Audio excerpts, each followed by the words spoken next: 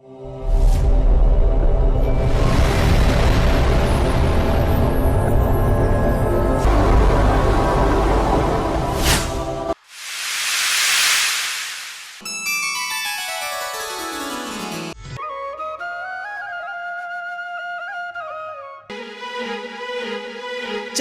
કરીએ આપણે દિલ ખોલીને વાત, ચાલો કરીએ આપણે દિલ ખોલીને વાત.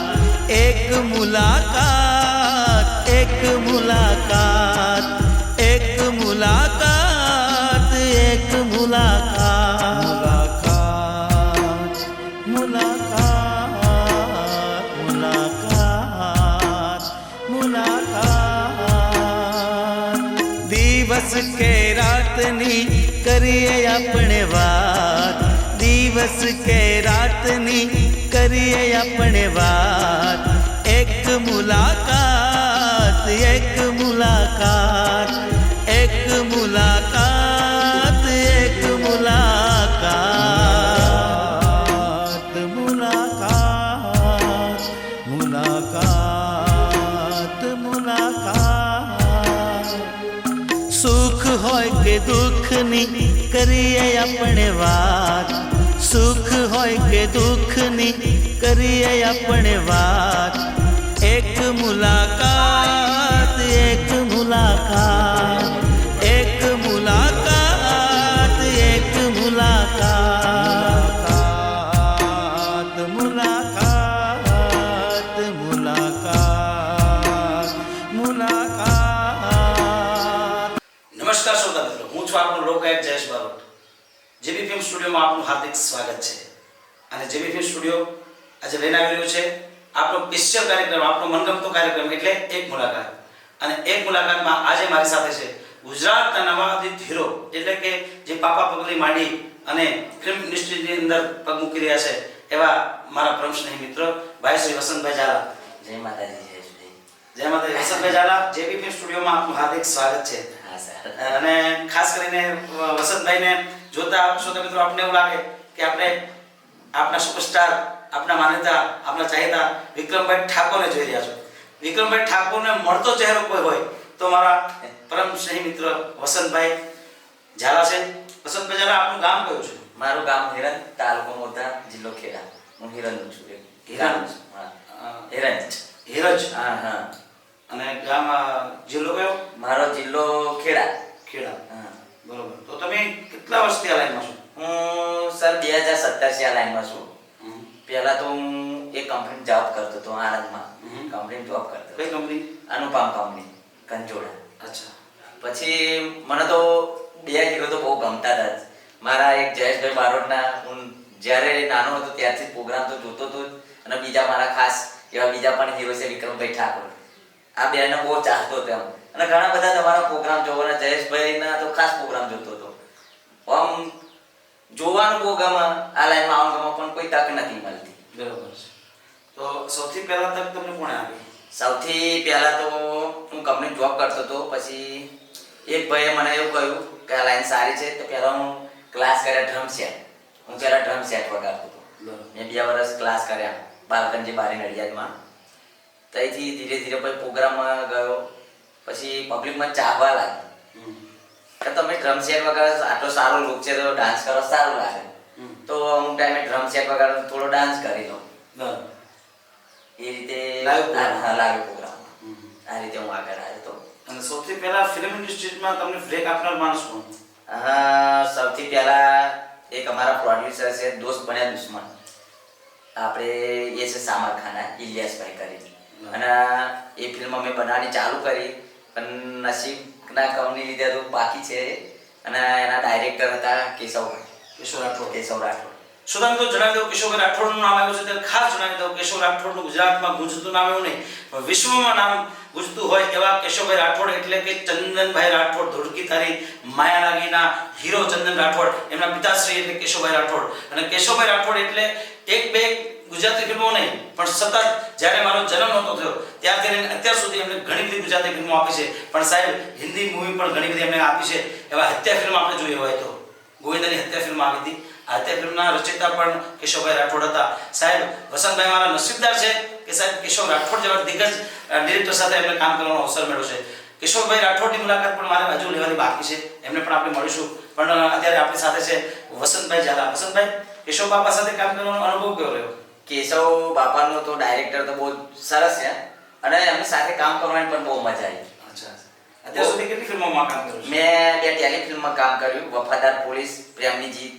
એ બધી હજુ અમુક કારણોસર આવી નથી અને આલ્બમો મેં 10 થી 15 કર્યા છે. સરસ. તો તમારા ઘરમાં અત્યારે કેવો સપોર્ટ મળે છે તમને આ લાઈનમાં? ઘરનો સપોર્ટ અત્યારે સારો મળે છે અને હવે તો તમે મળી ગયા છે મને. અત્યારે જયેશભાઈ જોડે મને ઘણું બધું શીખવાનું મળ્યું છે. એક ભગવાન પણ કરે તો જયેશભાઈ જે અત્યારે છે મારા માટે ઘણું બધું શીખવાનું મળ્યું છે. જયેશભાઈ મને કેમેરા લુક કઈ રીતે આપવો, બધું બહુ ઘણું બધું શીખવાડ્યું. જયેશભાઈ સાથે બહુ મજા આવી કામ કરવાની. અને બીજું કઈ એમના માણસાઈ છે, એવું નથી કે હું મોટો કલાકાર છું. નાના કલાકારના પણ એમ બહુ સારી રીતે પરિચય આપણો કરાય છે. ખાસ જણાવી દો વસંતભાઈ, તમે બહુ સરસ એક વાત કરી છે ત્યારે મને યાદ આવે કે કલાકાર નાનો અને મોટો કોઈ દિવસ હોતો નથી. કલાકાર એ કલાકાર હોય છે. નાનો અને મોટો એ ડિફરન્ટ બતાવનાર આપણે છીએ કે આ મોટો છે, આ નાનો છે. કલા જેનામાં પડી છે, કલા જેનું હુનર છે, એ તો 5 વર્ષ પછી પણ બહાર આવવાનું છે. કારણ કે હીરો છે ને, એને તમે ધૂળમાં પણ દાટશો ને તો એક દિવસ ચમકશે ને ચમકશે. ચમક લાવવા માટે થઈને એને ઘસાવવું પડે સાહેબ, એને ઘસાવવું પડે. આપણે ઘસાવાની જરૂર છે.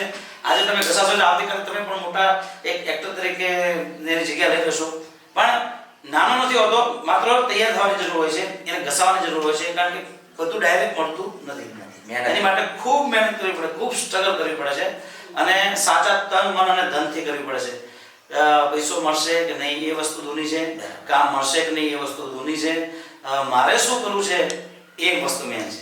મારે શું કરવું જોઈએ એ વસ્તુ મેન છે. મારે ક્યાં પહોંચવું છે એ વસ્તુ મેન છે. તો તમે નવોદિત છો એટલે મારી એક ભાઈ તરીકે કયો, કલાકાર તરીકે કયો, એક ગુરુ તરીકે કયો, જે પણ કયો, મારી એક સલાહ છે કે જ્યારે પણ આપ ફ્લોર પર કામ કરતા હોય, કોઈ પણ ફિલ્મ હોય, ફિલ્મ આપણું છે એ રીતે અને આપણો શું કેરેક્ટર છે એની અંદર પૂરેપૂરું ઉતરી જવાનું, એને પૂરેપૂરો ન્યાય આપવાનો. ડાયરેક્ટરને શું જોઈએ છે એની ઉપર પૂરેપૂરું નિચોડ આપી દેવાનું, જેથી કરીને શું છે કે તમે તમારું વ્યક્તિત્વ બહાર લાવી શકશો. બરાબર. પછી ક્યારેક એવું બને રાત્રે પ્રોગ્રામમાં હોય, દિવસે શૂટિંગ કરવાનું થાય, કંટાળો આવતો હોય, આપણું થોડુંક નામ થઈ જાય, પછી આપણે ડાયરેક્ટરને એમ કે ભાઈ આજનો દિવસ મારાથી કામ થયું નથી, રાતનો ઉજાગરો છે, કાલે કરજો. તો આ બધી વસ્તુ છે ને બહુ ડિસ્ટર્બ કરે છે. 365 દિવસ હું પણ કાર્યક્રમ કરું છું, સતત પ્રોગ્રામ હોવા છતાંય શૂટિંગમાં પણ તો જોઈ રહ્યા છો મને, શૂટિંગમાં પણ હું એ રીતે જ કામ કરું છું કે જે રીતે પ્રોગ્રામમાં હોઉં એ રીતે જ શૂટિંગમાં હોઉં.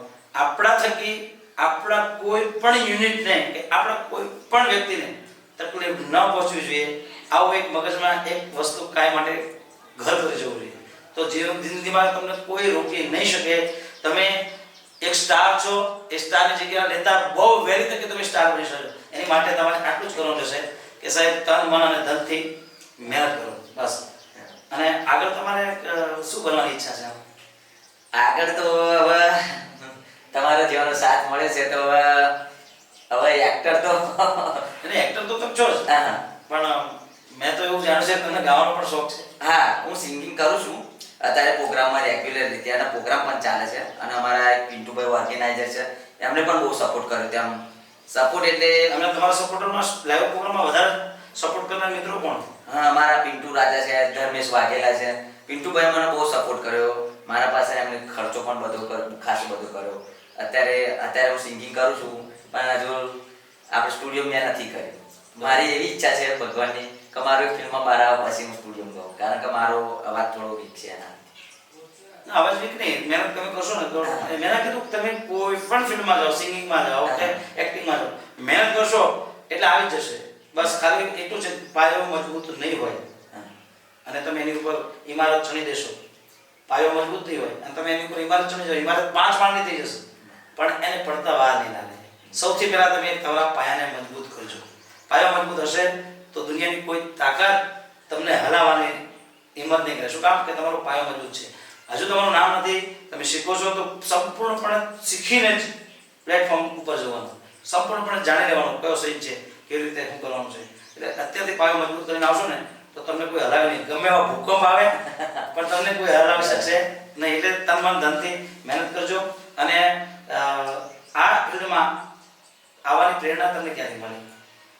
આવવાની પ્રેરણા તો મને આમ ફિલ્મ જોવી એટલે ઘણું થાય કે આ ફિલ્મમાં જવું, પછી પ્રોગ્રામમાં મને તો એવું લાગે છે કદાચ આ ફિલ્મમાં તમે પ્રેરણા વિક્રમ ઠાકોર જ હોવો જોઈએ. કારણ કે તમે એના જેવા વાળ, એમના જેવી સ્ટાઇલો, એમના જેવા બૂટ, એમના જેવા કપડાં. વિક્રમભાઈ ઠાકોર એટલે મારા બહુ અંગત મિત્ર છે. અને અમે પણ જ્યારે જે રીતે તમે નવો દીધો હતા ને એ પણ વિક્રમભાઈ પણ એક દિવસ મારી સાથે, હું એમનો પણ સિનિયર જ છું, વિક્રમભાઈ ઠાકોર પણ મારા પછી જ આવ્યા હતા. અને અમે પહેલાં આવી રીતે જ શરૂઆત કરી, જે રીતે આપણે શરૂઆત કરી એ રીતે. એમનું પહેલું પિક્ચર હતું હર્ષુભાઈ પટેલ, એમના ડિરેક્ટર હતા. અને એકવાર પીઓને મળવા આવશે એ પહેલાં આવી રીતે અમે રૂમમાં બેસતા, તમારી જેમ વાત કરતા તમારી સાથે. આજે પણ એવા એવા જ સંબંધો છે. વિક્રમ ઠાકોર જેવો વ્યક્તિ આપણને મળે જ નહીં. વિક્રમ ઠાકોરને સાહેબ હું દિલથી ઓળખું છું. માણસ બહુ દિલના સાફ છે. અને મેં કીધું એ પ્રમાણે કે કામમાં સિંગિંગ હોય, ડાયરા હોય કે શૂટિંગ હોય, એ માણસ હરેક પળે કોઈને તકલીફ ના થાય એ રીતે વર્ષોથી કામ કરતા આવ્યા છે ને એટલે જ આજે સુપરસ્ટારની જગ્યા ઉપર બેઠા છે. એટલે આપણે વિક્રમભાઈને પણ ધન્યવાદ અને આપનો પણ ખૂબ ખૂબ આભાર. વસંતભાઈ ઝાલા, આપને આપનો કિંમતી સમય મને આપ્યો. જેબી ફિલ્મ સ્ટુડિયો આપનું હાર્દિક સ્વાગત કરે છે.